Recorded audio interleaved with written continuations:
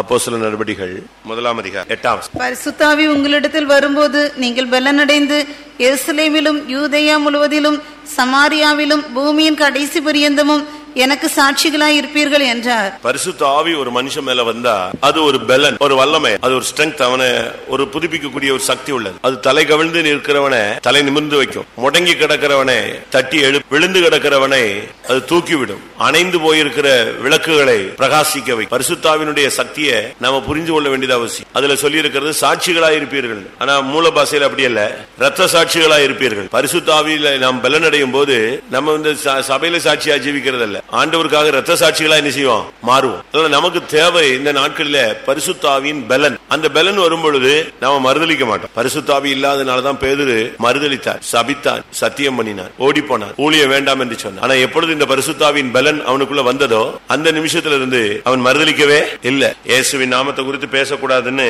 அவனுக்கு கட்டளை கொடுக்கறாங்க. ஆனா இவன் சொல்றான், தேவனுக்கு செவி கொடுக்கிறதை பார்க்கிலும் உங்களுக்கு செவி கொடுக்கிறது தேவனுக்கு முன்பாக நியாயமா இருக்குமோ அப்படின்ட்டான். உடனே பட்டுன்னு பேசுறான். காரணம் அவனுக்கு பரிசுத்தாவியின் பலன் வந்து விட்டாது. நமக்குள்ள இந்த பரிசுத்தாவின் பலன் வந்துருச்சா?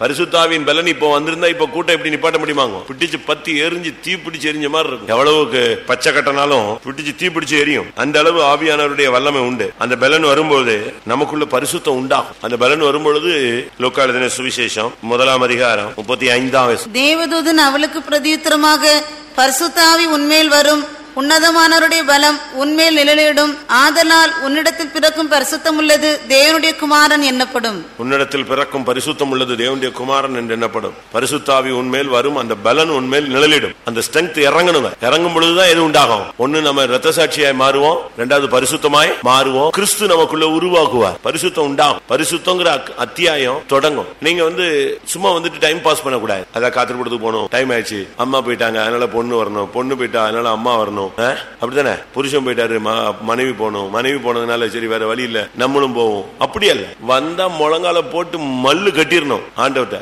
அந்த பலன் பெறணும். அது வரும்பொழுது நீ சாட்சியாய் மாறுவாய், அது வரும்பொழுது நீ பரிசுத்தமாய் மாறுவாய், அது வரும்போது கிறிஸ்து உனக்குள் உருவாகுவார். சங்கீதத்தில் பார்க்கும் பொழுது இந்த பலத்தின் மேல பலன் அடையும் பொழுது நாம் தேவ சந்நிதியை போய் கண்டடைகிறோம். 84 சங்கீதம் 6-7. அழுகையின் பள்ளத்தாக்கை உருவ நடந்து அதை நீரூற்றாக்கி கொள்கிறார்கள், மலையும் குளங்களை நிரப்பும், அவர்கள் பலத்தின் மேல் பலம் அடைந்து சீயோனிலே தேவ சந்நிதியில் வந்து காணப்படுவார்கள்.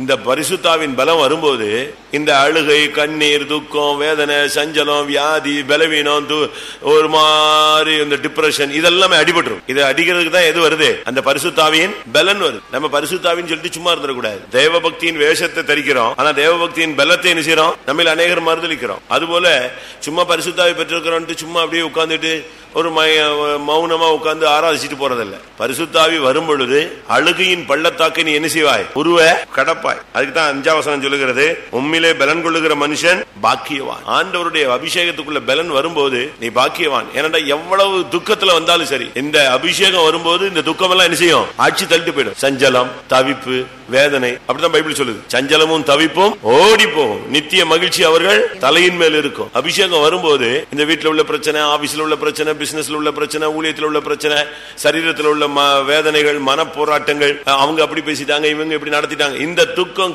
இதெல்லாம் ஒரு சாக்கடை மாதிரி. சரியான பெருவெள்ளம் வரும்பொழுது இந்த குப்பை சாக்கடை என்ன செய்யும்?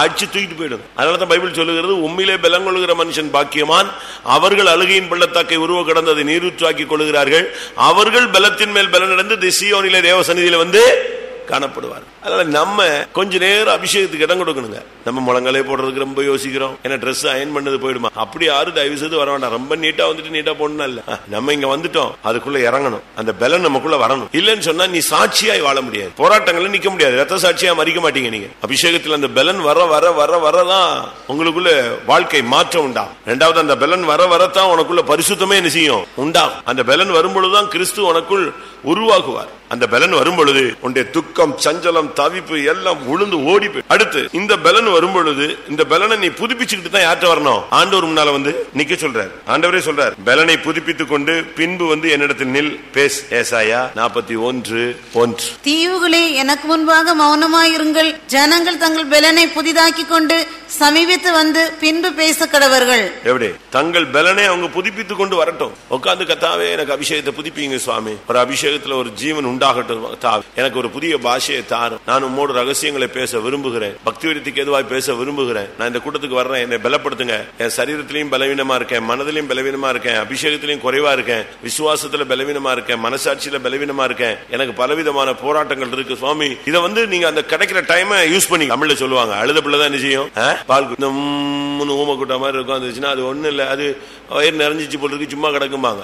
அதே மாதிரி நீங்க கூட்டத்துல வந்துட்டு அப்படியே உட்காந்துட்டு அப்படியே எதையோ பறி கொடுத்த மாதிரி கப்பல் கவுந்த மாதிரிலாம் இருக்க கூடாது. ஈவன் ஒர்க்கர்ஸ் பிலீவர்ஸ் யாருனாலும் சரி, நீங்க வந்து ஊழியக்காரங்க மாதிரி இருக்கணும், ஊழியக்காரங்க மாதிரி இருக்கணும். விசுவாசிகள் யார மாதிரி இருக்கணும், விசுவாசிகள் மாதிரி இருக்கணும். உங்களுக்குன்னு ஒரு அபிஷேகம் கொடுத்துதான் அங்க வச்சிருக்கிற டைமை பாஸ் பண்ணலாம். அது சும்மா உட்கார்ந்தாலே டைம் என்ன செய்யும், நீ சும்மா உட்கார்ந்தாலே முள்ள எரிஞ்சுட்டு தான் இருக்கும், ஓடிட்டு தான் இருக்கும். ஆமேன் 8:30 ஆயிடுச்சுன்னா நாங்க ஆமேன் போட்டுருவோம். ஆனா பிசாசு வரும்பொழுது உன்னால நிக்க முடியாது, பிசாசு வரும்பொழுது உன்னால நிக்க முடியாது, ஏத்து போராட முடியாது, உனக்குள்ள இருந்த வல்லமை இல்லைன்னா நிக்க முடியாது. அதனால தான் நாகூம்ல 2ஆம் அதிகாரத்துல 1ஆம் வசனத்துல சொல்றாரு, உன் பலனை ஸ்திரப்படுத்து. சிதறடிக்கிறவன் உன் முகத்துக்கு முன்பாக வருகிறான், அரணை காத்துக்கொள், வழியை காவல் பண்ணு, அறையை கெட்டியாய் கட்டிக்கொள், உன் பலனை மிகவும் ஸ்திரப்படுத்து.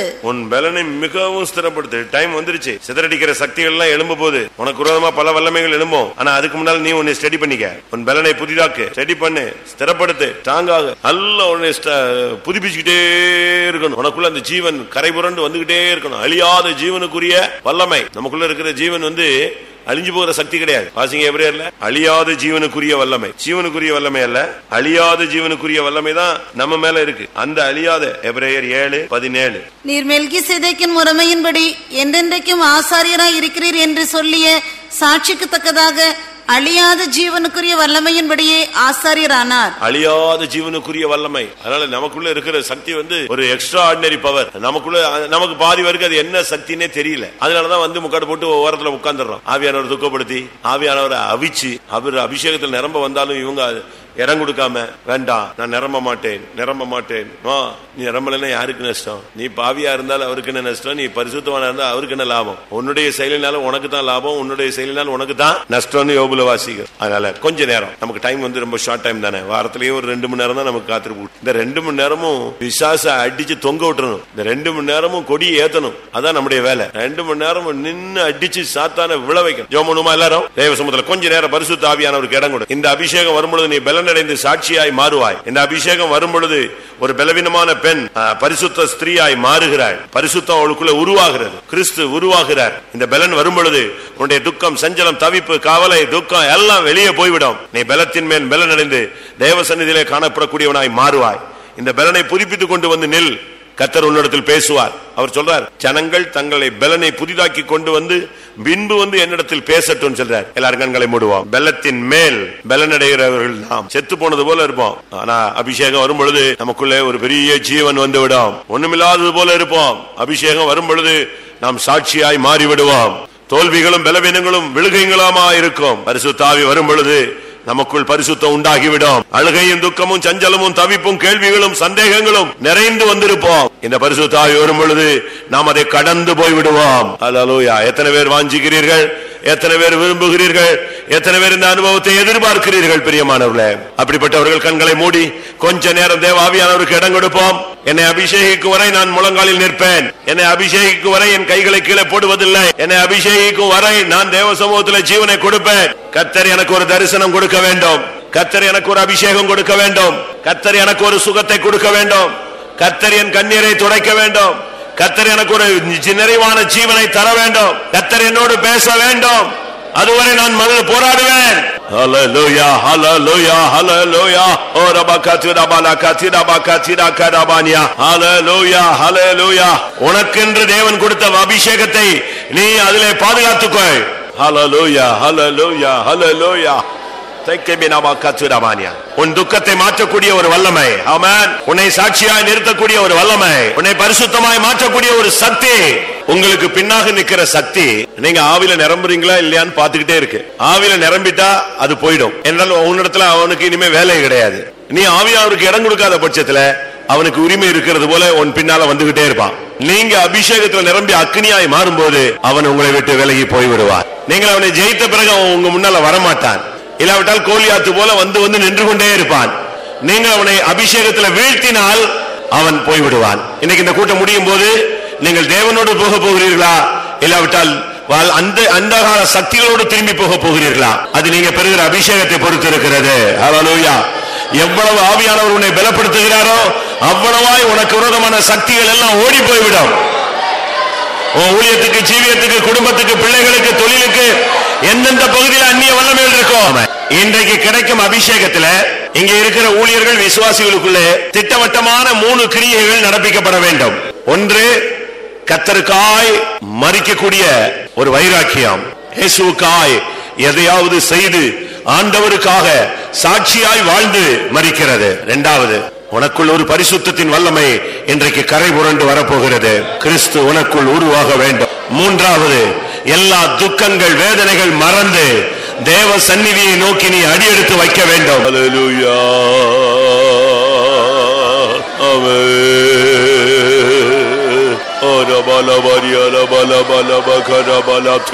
ஹல்லேலூயா.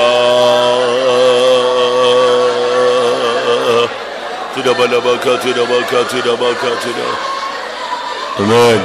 Hallelujah. Hikala manaha seminar. Hallelujah. ஆவியின் பலத்தால் என்னுள்ளம் நிறைத்தார், ஆவியின் பலத்தால் என்னுள்ளம் நிறைத்தார். தேவரிற்கு ஸ்தோத்திரம் இன்றும் என்றைக்கும், என் தேவரிற்கு ஸ்தோத்திரம் இன்றும் என்றைக்கும். Hallelujah. Yarabala kisham tumani araba hanidara. Oh rabakatu rabakatu rabala. Amen. Amen. Amen. Amen. Oh rasimina katu. Amen. Oh rabakatu rabala. Hallelujah.